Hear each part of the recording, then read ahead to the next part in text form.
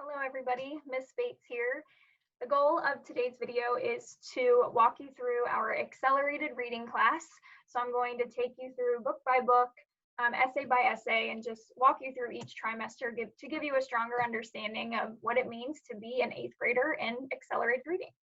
So I'm going to share some slides and just walk you through bit by bit. So this first slide is a snapshot of our class syllabus. This is posted on Google Classroom. So it just explains just the overview of reading for the year. It talks a lot about our class discussions. I won't read this to you. You can read it on your own. But I just want you to understand that discussions are a huge piece to this class. I want you participating in discussions. I want you coming in every day ready to just share as much as you want to share about what you read the night before. So I know class discussions this year might look a little different with the class setups and having different levels in the rooms, but I assure you that we will have wonderful class discussions online.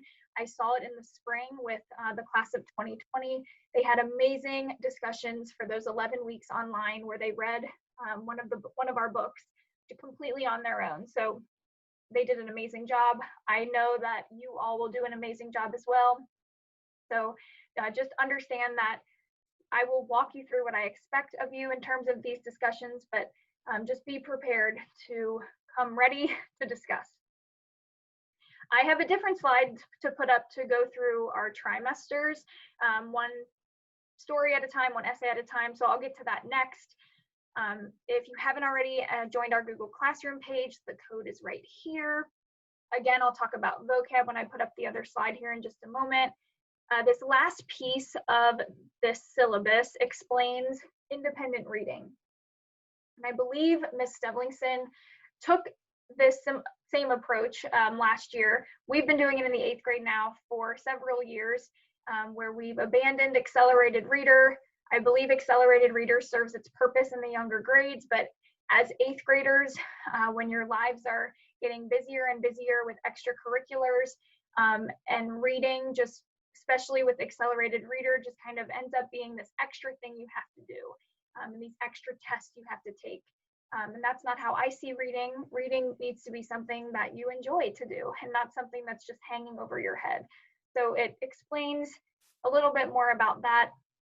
And then it also explains how you will have time in class every day devoted to your independent reading. And I've already said this in class, but if those are the only minutes that you have time for to read independently, then that's wonderful. Reading to me, having time to read is sacred time. So I want to give you that in reading class so that you can either continue your love and appreciation of independent reading or to start that appreciation off in you. So I will talk more about that in class, but just know that independent reading is so important in my mind that my abandoning of accelerated reader is not me saying, oh, reading's not important. Of course, reading is important. And that's why I think in the 8th grade, especially, there just needs to be a different approach taken. It also talks about the Cincinnati Library card, which you need to have by Wednesday, September 9th. In a separate video, and actually in class, I'll explain how you go about getting a Cincinnati Library card if you've never had one before. If you do have one, I'll explain what you need in order to kind of have what you need to have. I'll just tell you now, you need to be able to access the online features of the library. If you hear me say that and you're like, I don't know what that means, don't worry. Again, I'll walk you through it in class sometime this week. And I'll post a video about it too for my friends at home. But the purpose of having the library card is twofold. You need to have a library card for English class. The library has access to wonderful databases that we will use for our research papers and our persuasive essays that we will write in English class. So you need it for that purpose. And you also need the library card for just independent reading, of course. The St. James Library and my own classroom library have a ton of books, but especially right now in the times that we're living in, ebooks might serve a little bit of a better purpose. So the Cincinnati Library Card will give you access to Overdrive. Some of you may be familiar with that already, especially if you read with a Kindle. But Overdrive you can access from your Chromebook, and it's just really nice because it opens up books to you on your Chromebook. So I'll talk more about that, but that's why you need a library card. The Cincinnati Library is a wonderful, wonderful resource for us. So I want us to be utilizing everything they have to offer all throughout our 8th grade year. So I'm going to move on to a little bit of a different slide, a slide that's easier to read. And that is this slide. So this slide breaks things down story by story, book by book, essay by essay, just to explain where we're going all year long. So first trimester, we start the year off reading the short story Flowers for Algernon. Flowers for Algernon is also a novel. I know sometimes parents or I don't know, other students will be like, oh, I found this book, Flowers for Algernon. We're reading the short story version of the story, and it is amazing. It's a really good way to start the year because if you haven't read in a while, or I don't know, if you feel like you've read kind of boring things in school thus far, Flowers for Algernon is not boring. It's exciting. It really hooks people and gets people excited about reading again. It also promotes fantastic discussion.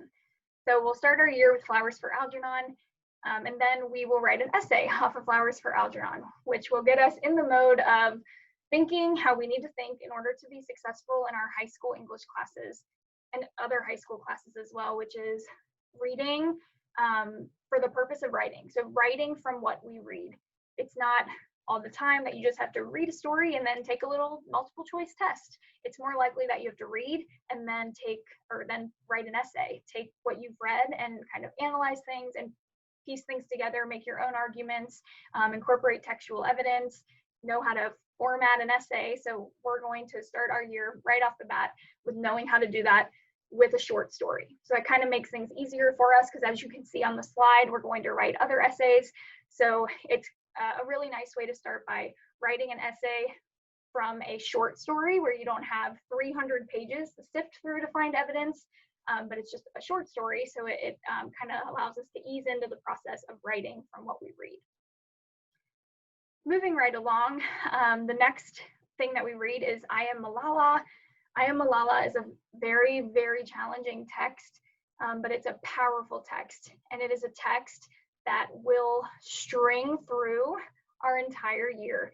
I always say as we're reading this book and as we're struggling through it, I say you're never going to believe it, but when we get to the 3rd trimester and we're reading To Kill a Mockingbird, we're going to have conversations in this room where people are like, oh, this is kind of like I Am Malala. So I know it's challenging, it's tough, but it's necessary in order for us to really be making connections text to text, text to self, text to world. So I'm excited for another class to read it because every year I just become more and more impressed with these accelerated readers and just how amazing they are, especially when you give them a text like I Am Malala, a text that is read sometimes with juniors in high school. So it is very, very advanced, but I know they can do it, and it's going to be awesome. So we will write another essay off of I Am Malala.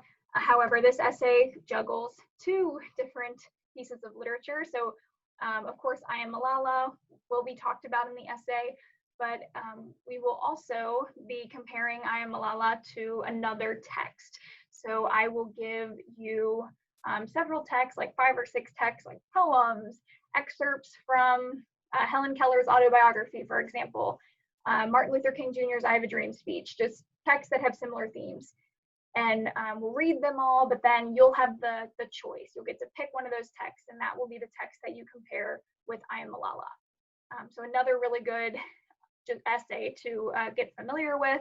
I've had past students who have come back right away as freshmen and said, oh, you remember that comparative essay? We did that exactly in like the first quarter of high school, a lot of the high schools take the summer reading book that they read, and then they come in right away to school and they might read a short story, and then they have a comparative essay, compare what you read over the summer to what we just started with this short story. So again, it's just really good. I don't know, it gets them, or it gets you really, really prepared for high school. Moving right along to second trimester, every reading class in the second trimester focuses on a book centered around World War II, the Holocaust. The accelerated reading class reads one of my favorite books of all time, which is The Book Thief.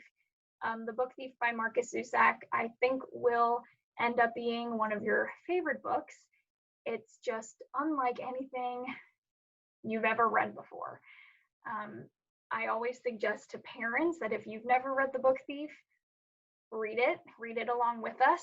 I would avoid reading it before we do, because there are major spoilers that are hard not to reveal when you've read the book already and somebody's reading it for the first time. So it's amazing.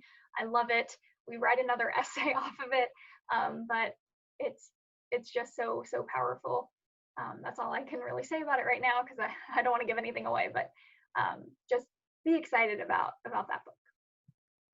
Then in third trimester, we read To Kill a Mockingbird, which is another one of those just amazing pieces of literature.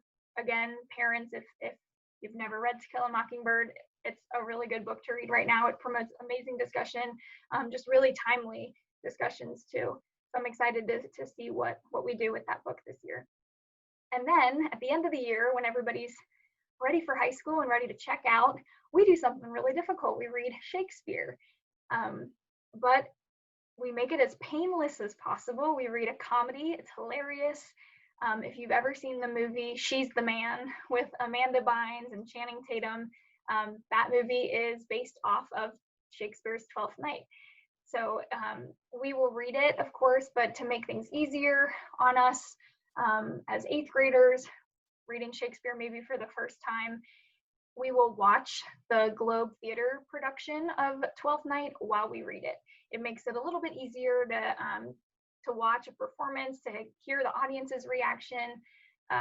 It's really cool to just see 8th graders, reading Shakespeare, watching it, and then after a while, after it gets going, you start to react, because you all of a sudden start to understand what's going on in the language and everything. So I'm excited for that. That's how we end our year. To talk about vocab, we obviously have a very busy year in terms of reading and writing. So Ms. Devlingson does a phenomenal job of really moving you through vocab and getting you out of that 8th grade level book, which is the level C book. So because she works so hard to get you through vocab, we get to slow down a little bit. So we will do only 5 units per trimester. We're in right now either the level C or the level D book. We will move through those books, and if you're in level C right now, you'll enter level D. If you're in level D, you'll enter level E. I just said before, level C is the 8th grade level book, so that makes level D the 9th grade and level E the 10th grade level book. So that's very advanced. Not many high schools incorporate vocabulary workshop into their curriculum.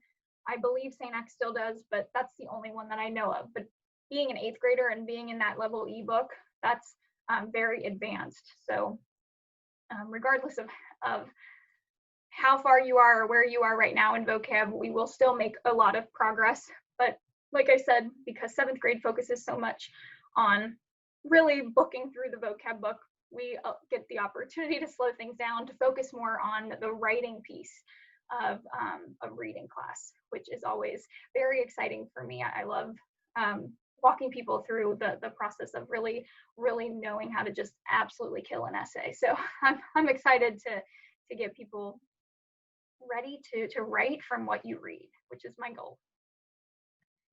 So I think I covered everything. I apologize for rambling. I just get very excited about this class. It's going to be a great year, and I look forward to walking us through the accelerated reading class. So thanks for tuning in. See you later.